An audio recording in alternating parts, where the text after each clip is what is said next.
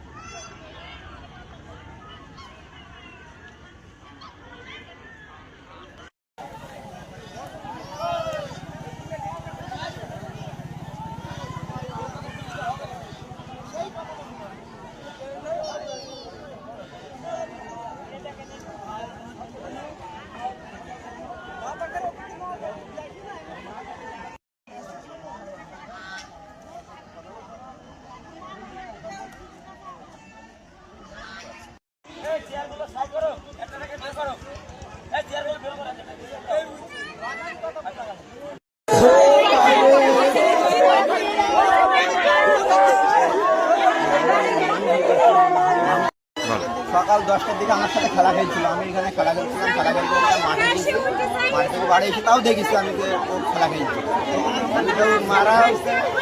মারা কাজে ব্যস্ত, ধান উড়াইছিল, পাশে ধান উড়াইছিল,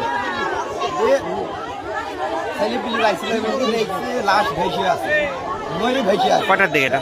স্থানীয়রা দেখে তুলিয়ে এখানে ঘোরাফেরা মানে পানি বের করার চেষ্টা করেছে। করার পরে তখন হলো আমি আবার সাথে বাইরে মেহের করে নিয়ে গেলাম, মেহের করে একটা ডাক্তার হসপিটালে নিয়ে গেলাম। ওই হসপিটালে ডাক্তার বললো বাঁচা নেই, বেঁচে নেই, মারা গেছে।